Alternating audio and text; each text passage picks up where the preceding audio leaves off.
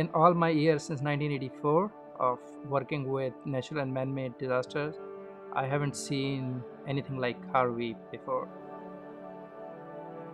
Here is a community which probably no one knew that existed right on the outskirts of Houston, and they are living in such misery.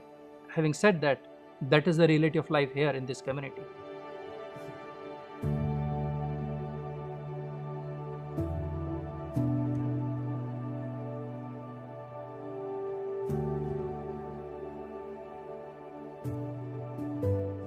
A lot of people come in and help donate stuff, food, clothes, water, that time, but nobody ever try to build houses because people don't got nowhere to live. Most people, they live under the house in the shed. My grandma family and my grandkid, my nephew, they live in a little shed. It's like, I call it chicken coop.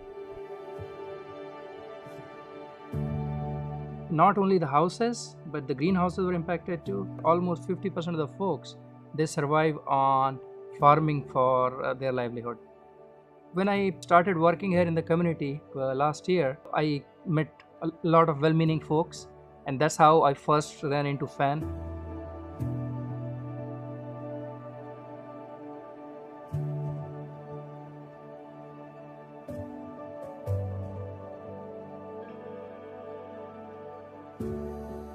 He asked me where I live, what's my address, and then the next day he was there. And they went into the house. They didn't know what to do. I mean, the damage was so great. This guy from Colorado, he didn't know how to help me, but he put his hand into his pocket and he found $40. He gave it to me, and I didn't know that people can care so for others that much that they're willing to give what they have for others. And I thanks him. And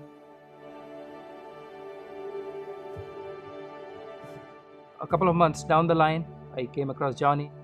He saw me building houses and he asked me if I want to help. I said, yeah, sure, I want to help.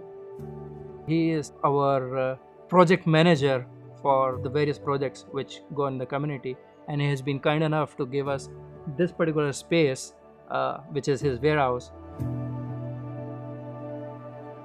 Actually, and Sewa now does that. He comes in, he buy material and pass out to house. So I go around the house with Pam, checking out who else needs help for what.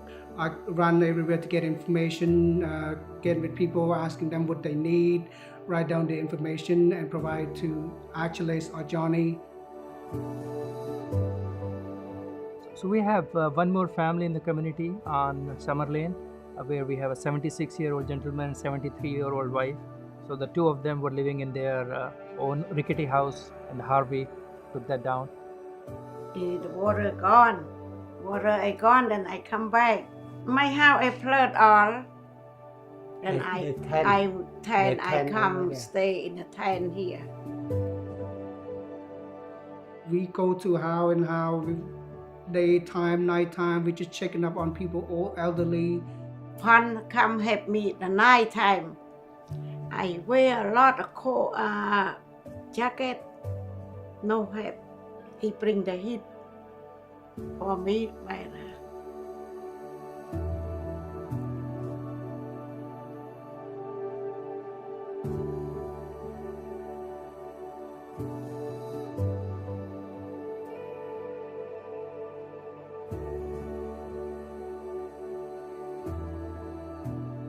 So we helped that particular family, Mr. and Mrs. Polk, with a tiny home which is going to last them forever.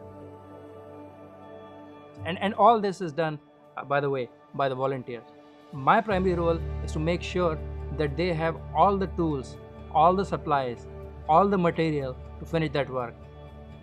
We go through about 2,000-3,000 volunteers now. I got volunteers from Milwaukee, Wisconsin, Minnesota, Kansas City, Omaha, Iowa, everywhere in the United States, you name it, Illinois. We got a kid like 13 to 15 years old build these houses. The one thing about this volunteer, they come to work. They don't come here to play, and then they don't care where they sleep. They can sleep on it like this floor right there, put an air mattress and they sleep. All they care was shower, and food. They opened me up to a different perspective, like, let leave the small negative part and focus on the positive, help the community. Actually, we come every day with supply, with clothes, with blanket. I see my firsthand. We go to Home Depot, we buy whatever that need to be bought. If the community need it, if somebody's house need it, actually buy it.